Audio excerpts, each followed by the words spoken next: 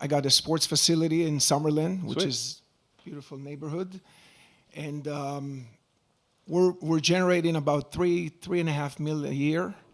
And about 5 years ago, during COVID, I had an opportunity. I got another small facility in California. So this facility generated about 1 million, and I really think I can scale this business even further all across America. Okay. But my question is not about this.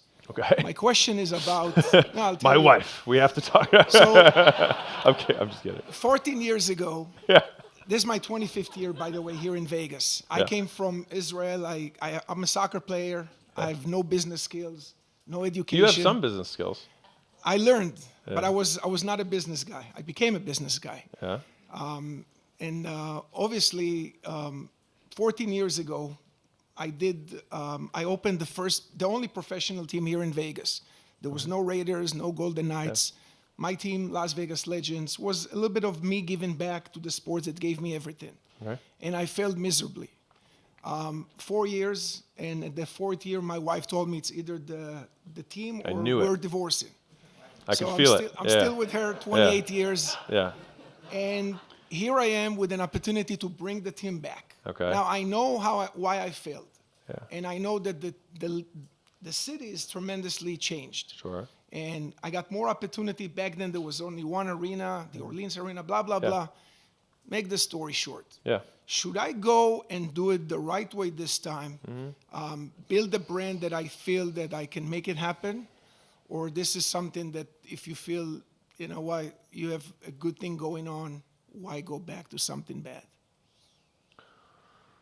So you don't have a business question, you have a life question.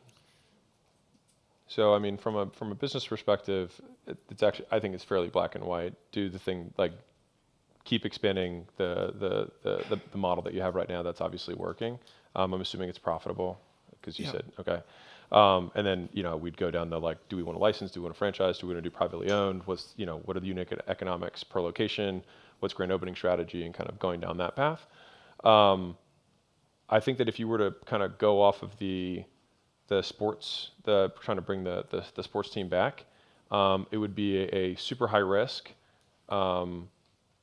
very high risk, high reward play. But again, there are a couple of like eternal questions for humans or entrepreneurs that there is no right answer for. Like, how much risk is the right amount of risk? How much should I invest versus how much should I consume today? How long should I push to make something to work before I pivot? Right? Those are eternal questions that there's no right answer for because they're 100% personal. And so like if somebody just had a $330 million exit in cash and then said, hey, I'm going to take 1/3 of each of this 300 million and put it into 3 different businesses that all have a 5% chance of working, most people would say that's a terrible idea. That's also what Elon did. And so, politics aside, a super risky bet, right? Was that the right move for him? Obviously. But at the time, looked pretty dumb. There's also a number of stories of people who do the exact same thing and just lose it all. And so how much risk is the right amount of risk is a you question. The framework that I would use, I like the regret minimization framework of looking at 85-year-old me coming back to the present and saying like, would I be okay with failing at this business and torpedoing the one that was working so that I could say I had a shot? Because you can't play out, I get, the team becomes $1 billion company. Well, it's like, yeah, duh. That, of course, we'll do that one, right? But we have to look at what's the worst case scenario and am I okay with that worst case scenario? If I'm okay with the worst case scenario, then I would take the swing. If I'm not okay, then I just say that I'm not going to sleep with every woman and I will have to get married at some point. No, that's true. And my mistake Just an last analogy. time. Yeah, of course.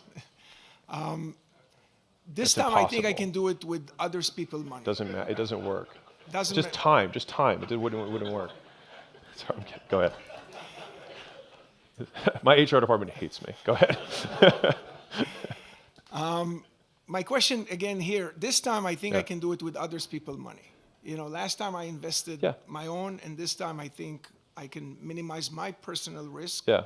and get other people, especially because Well, the risk is going to be the businesses, basically the opportunity cost of the growth that you're not going to have, less than it's like you can use your own money or you can use other people's money. That's not the risk I'm talking about. The risk is that you already have something that's good and you're going to probably lose it.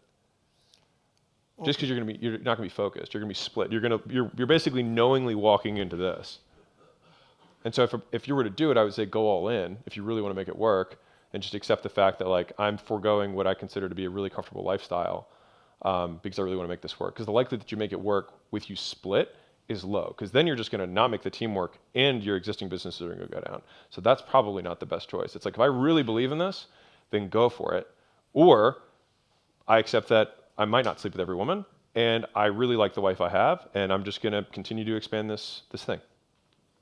You don't really expand your wife, but you get the idea. Expand the marriage. Thank God she's not here, because she was... Yeah. No, okay, excellent. Cool? Thank Yeah. you. If you are a business owner and you are not growing as fast as you'd like, I'd like to give you a free gift.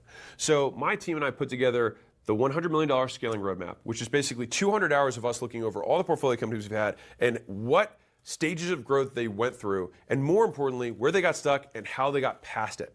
And so we broke it into these 10 stages, and we made this little kind of quiz thing where if you put in your business information, it'll tell you where you're at, and the most important part for you, what to do for each of the functions of the business across product, marketing, sales, customer success, recruiting, IT, human resources, and finance. And so no matter what you're struggling with, someone else has already struggled with it and solved it. And so I'd like to give you this thing absolutely free. You can go to acquisition.com/roadmap, plug in your business information, and if you want us to actually help you deconstrain the business and you're trying to scale, we'd love to help you out. On the thank you page, you can just book a call with my team, and we will look at the business, see if we can help, and if we can, we'll invite you out to Vegas, and we'll do this in person live.